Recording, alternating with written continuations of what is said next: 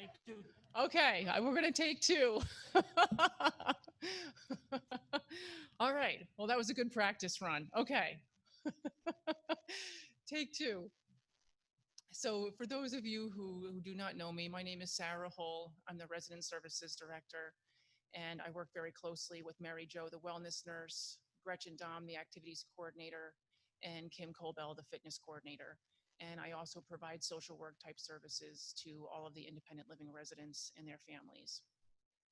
So I wanted to start out by thanking each and every one of you for all of your cards, your thoughts, your prayers, your phone calls, your visits to my office during this very difficult time in my life. And your support means so much to me. And I absolutely feel strengthened and lifted by all of you, knowing that all of you are behind me and that all of you are walking with me. That just means so much to me.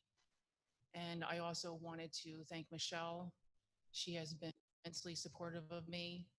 She has been such a good friend and such a good mentor and supervisor, and I just greatly appreciate everything that she has done for me. And the rest of the executive team as well. I absolutely feel all their support too. And I also wanted to thank Gretchen, Mary Jo, and Kim for their support while I've been out. And now I'm back, and I'm happy to be so. And my schedule will vary week to week based on virtual school and based on how I'm feeling and if I need to take a little bit of time for myself. So I'm going to be contacting each of you to schedule your annual visit with me. And the annual visit is an opportunity for us to touch base, for you to talk with me about how you're doing, if you have questions or concerns, if you need any support with anything, the annual visit will be a perfect time for us to discuss that. And I'm really looking forward to visiting with each of you. And in the meantime, if you have questions or concerns, you can please feel free to contact me by phone, by email, or just stop by my office. I'm really looking forward to hearing from you and from seeing you, to seeing you. Thank you.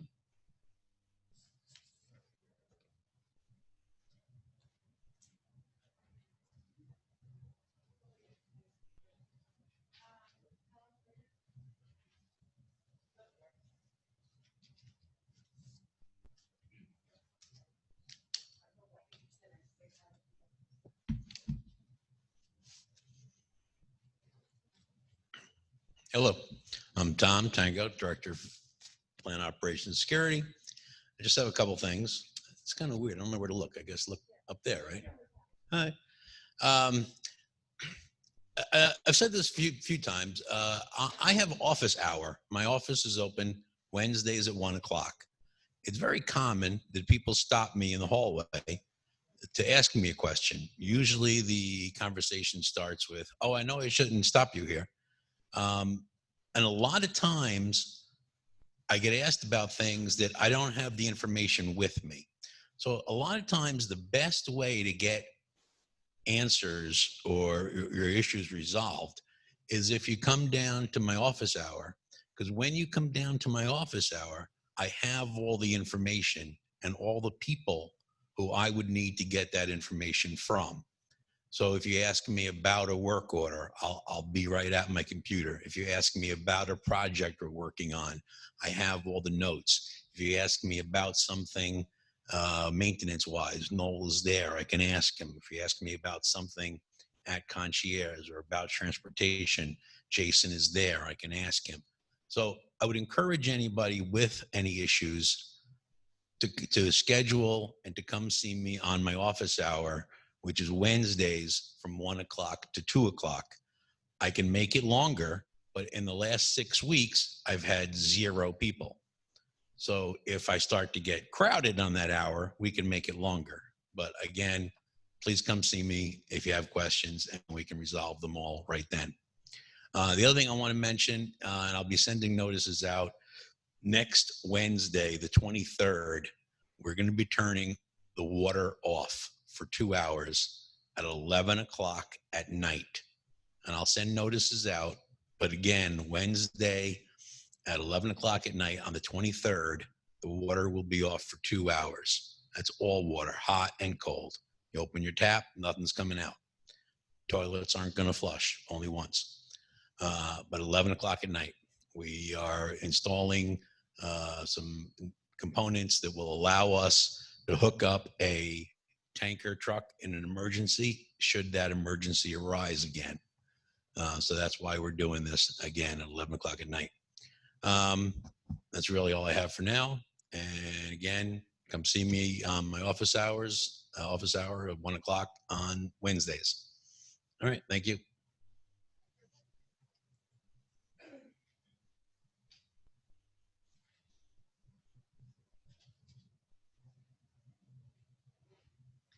Hi, everybody. I'm Bridget Blum, Director of Human Resources, and I want to start by thanking all of the residents who have continued to make very generous donations to the Appreciation Fund, the COVID Assistance Fund, excuse me.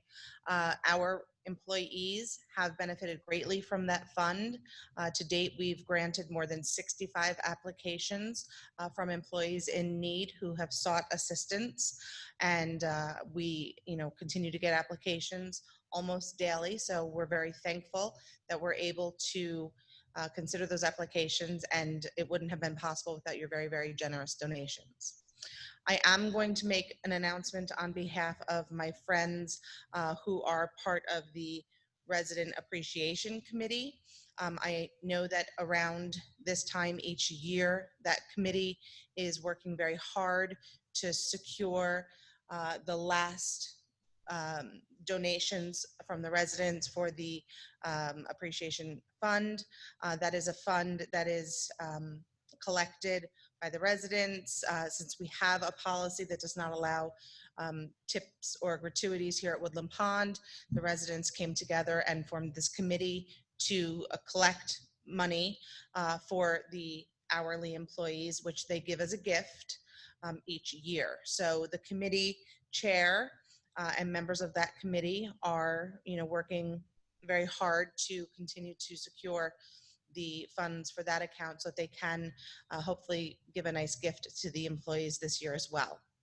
Mrs. Haight is the chairperson of that committee, Betsy Haight, and if you need to make your donation for this year, I'm sure that she would love to hear from you. The last thing that I wanted to discuss today is that we are very excited that at the end of the month, we are going to have our second annual 10th anniversary celebration for the residents who are celebrating 10 years at Woodland Pond, as well as staff members.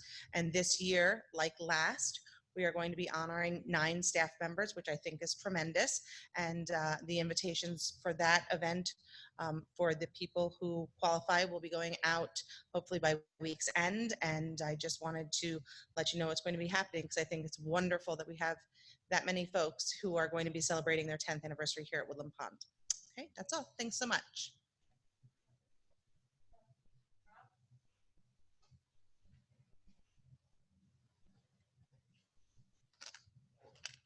Good afternoon, everyone. I'm Robert Dunn, Director of Environmental Services. There's a couple things I wanted to touch on quickly. I know we're kind of passing through this Spectrum cable situation. So if you guys have any questions on your bills, please reach out to me. I can cover that with you. You could bring me your bill and I can sit down with you and go over that of what your charges should be and going forward. Most of you this month are seeing a credit. Some other people are still seeing a full bill. If that is the situation, please reach out to me and give me a call, and I can help you work through that so we can get you the proper credit so you're billed properly going forward. And my extension is 5512 if you have any questions on that. Also in the main lobby, you'll see by Dedrick's, Suscom had me put together a recycling kind of poster again. So if you have any questions on recycling, you can kind of view that and reach out to me as well as to what needs to go where in the recycling bins and the garbage rooms. So please reach out to me with any questions on that as well. And that's really all I have right now. Okay, thanks.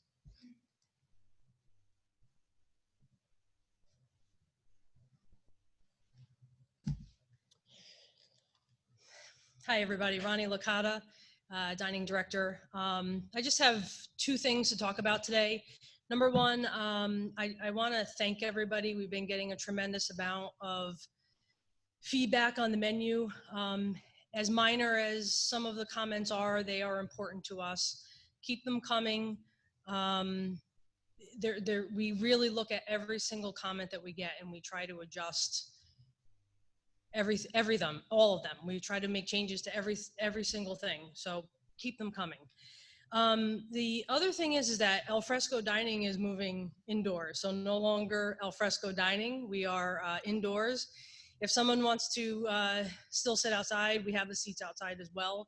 We're hoping by Monday that we'll have some more partitions, that we can have up to 8 tables at a time in the dining room. Call the hostess desk, same process as pre-COVID to make reservations. And come on down. I mean, we want to see the dining room full, so come down, make a reservation, have some, lunch with your friends. If the dining room reservations start filling up, we'll start expanding the times and move into a 4 o'clock seating and possibly even a 6 o'clock. So, but we need to see you guys down there, okay? That's all I have. Thank you.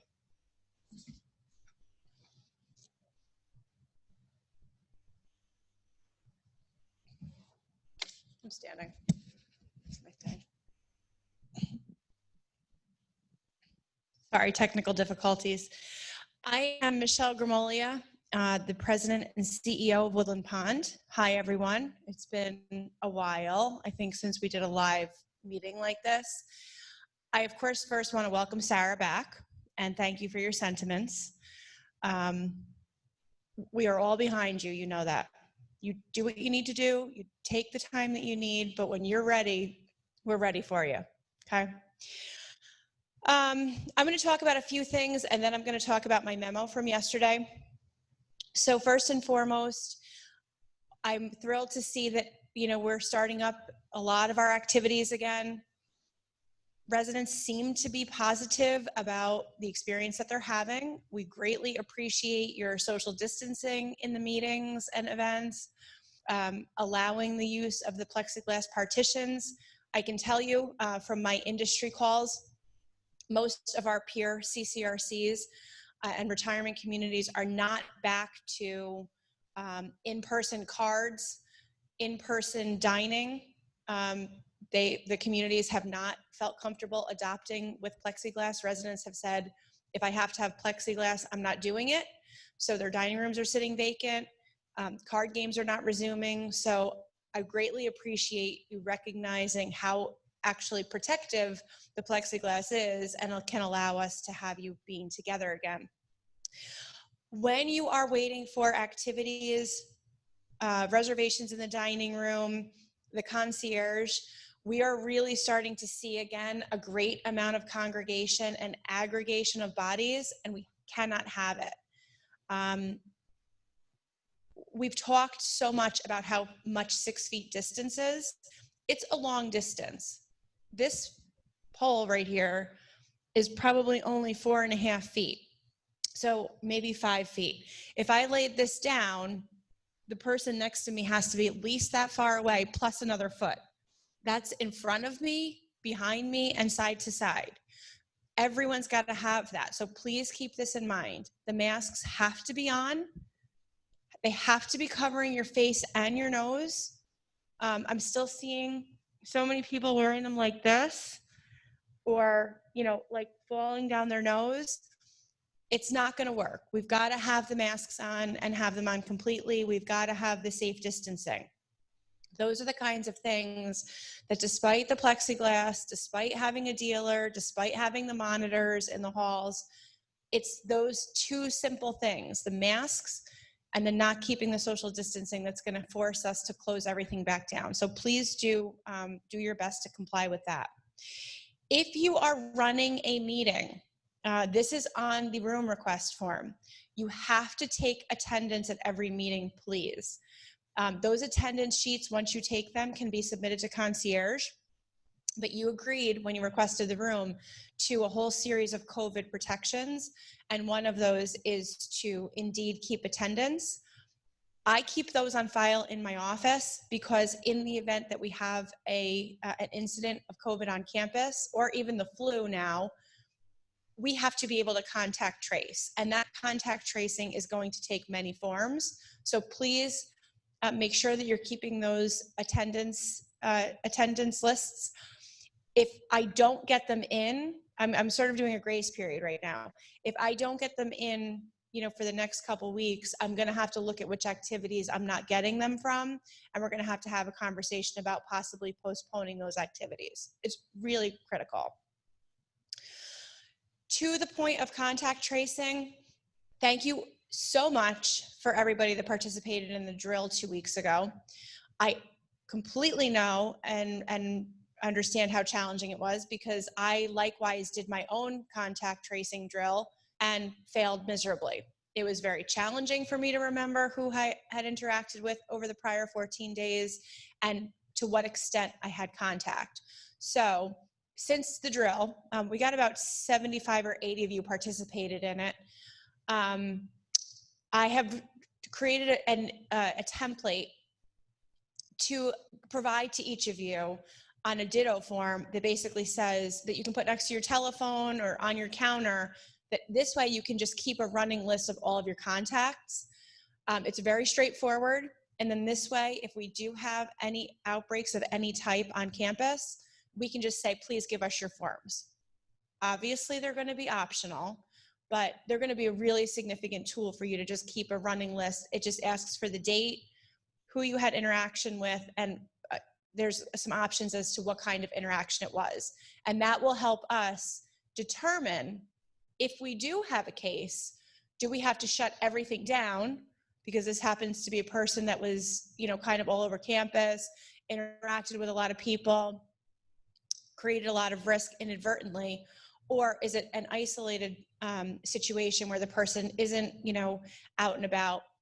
That whole tracing is what's going to determine if you hear from me, everything shut down, or if it's, these are the people that are affected. So please look forward to that log coming to you. It probably won't be tomorrow, because I think tomorrow is going to be the memo about health center visitation if I don't get it out tonight. And Friday will be the Chanticleer. So I'll probably get it to you on Monday. Just touching again on quarantine rules. We seem to get them questions all the time. Right now, if you go to the doctor's office, the dentist's office, the grocery store, the post office, etc., and you either ride in your own vehicle, you ride on Woodland Pond Transportation, or you ride with an approved companion, you do not need to quarantine after those trips. You need to monitor your symptoms for 14 days and let us know if you develop any signs or symptoms of illness. If you go to any place in the car with someone other than Woodland Pond Transportation, your own vehicle, or an approved companion, it doesn't matter if the trip is 5 minutes down the road or an hour away, you have to quarantine. So riding in the car is extremely risky, even with masks on. It's extremely close contact. Generally, people are having a chat. Respirations can be going into the air. So if you are riding in a vehicle that is not your own, an approved companion, or Woodland Pond Transportation of any kind, you're going to need to quarantine. Also, if you go to the hospital setting for any reason, emergency room, outpatient procedure, an inpatient hospitalization, you're going to need to quarantine. And when I say quarantine, it's the same rules that have applied for the last several months. You either stay completely quarantined for 14 days in your home while monitoring signs and symptoms, or you stay completely in your home for 5 days. Well, actually, after the 4th day, you can go get a COVID test, and there's a number of options. With a negative COVID test, you can come off your quarantine prior to the 14th day. So if you have any of the risky interactions that I mentioned and you have any questions, you can ask Mary Jo, Sarah, myself, concierge, and we'll point you in the right direction. Special dinners. I put in a blurb in the Chanticleer about the fact that we are going to be introducing private party dinners for special occasions, allowing you to dine with folks that don't live at Woodland Pond. Those are going to be approved on a case-by-case basis, and I will be approving them. We're going to take into account how many people you'd like to have, what's the occasion, where do the people live, what do they do for a job, do they have college students in their household? So there's not going to be a cookie cutter on this. If you're interested in having the meal, and trust me, the kitchen wants to cook for you, please contact me and we will get those scheduled. Plexiglass will be involved. The most we can seat at a single table will be 4, but you will have your own seating and the dining room will otherwise be closed. So if you had 8 people, you could have 8, but you'd have 4 at each table with the plexiglass partitions. So we're being creative and we want to see you in the dining room. So please do think about starting to have your people in for those meals. Okay, so the COVID testing memo. Yesterday at 4 o'clock, New York State issued guidance that they thought was going to make everybody really happy because they're expanding your ability to have visitors in your assisted living facilities and the nursing home, skilled nursing. Actually, the guidance for assisted living came out on the 9th of September and the nursing home came out yesterday. They, gave the whole update on how many people you can have visiting, what the visitors need to do, how the visits themselves need to be constructed, how frequently or how soon after COVID on campus you can have visitors, etc. So for most places, this was great news because a lot of places were on hold for visiting because they had COVID on campus and were in a holding pattern. For Woodland Pond, we haven't had COVID on campus precluding visitors in the health center since July, meaning we were able to start our visiting 28 days later in August. So we've been having visits outdoors, folks have been visiting, generally folks have been compliant, but those visits have been happening. So one of the challenges with the new guidance that came out is that the state is mandating, without exception, we do not control this, that everyone that visits must have a COVID test. The COVID test has to be having been done within the last 7 days, and you have to have a negative result. So it set off a storm at Woodland Pond. I sent the guidance out yesterday, let you know that we were going to absorb it, operationalize it, and I'd have more information today. My phone has been ringing off the hook today.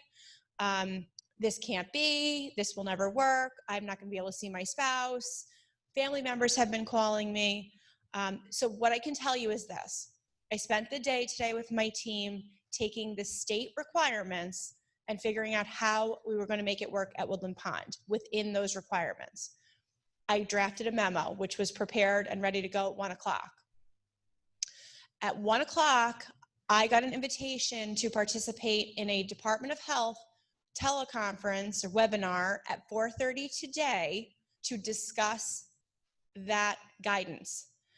Evidently, not only was Woodland Pond put in an uproar, but the state nursing home facilities and assisted living facilities have gone into an uproar. The families are very unhappy about this, primarily because access to testing is very limited. As the guidance is written right now, it includes outdoor visits and indoor visits equally. It states that the test has to have occurred within the last 7 days and that the results are in and negative. So folks that might have tested, of 2 weeks ago, let's say they got their result within the last 7 days, that doesn't count. So I anticipate that at the 4:30 call today, additional clarity will be provided. And then what will happen is I will update my memo and get it out to all of you. I understand the frustration. I understand the sadness if this means that some of you are not going to be able to as easily see your loved ones, particularly in the health center. But I want to assure you that there are testing options available to allow you to meet these requirements, and that Woodland Pond will facilitate those for you to the extent that we can. We will provide transportation to testing. We will provide you the resources to, access those tests. We do not have the ability to test you on site. So if this requirement stands, you will have to go to a local testing site, but there are a number of options. And again, we will walk you through and facilitate that process. So at this point in time, what I can tell you is that yesterday's guidance still stands. It is a requirement of New York State. This is not a Woodland Pond requirement to test the skilled nursing facility visitors. How we handle it as it gets rolled out of the community will be our decision to make, but you will have more information on that either tonight as I edit my memo, or first thing tomorrow morning. This is a challenge because it's supposed to become effective tomorrow. So all of the folks that were scheduled for visits in the health center tomorrow and Friday and probably Saturday and Sunday have already been contacted based on last night's guidance, saying that in order to keep their visits in the upcoming days, they have to bring a negative test result. So again, like I said, my phone has been ringing off the hook, but unless the state decides tonight to extend the deadline, or they give some sort of dispensation because of outdoor visits, etc., we're going to have to stick by this guidance, and we will not have a choice. Again, though, my message to you is please feel assured that we will provide for you the transportation, the arrangements, etc., to get you tested so that you can have those tests with your loved ones. We will do all that we can. On that topic, that's really all I have for now. You all know how to get in touch with me. I have an open door policy. I am taking people in my office on a very limited basis again. Please reach out to me via email, call me on the phone, and I will see you all soon.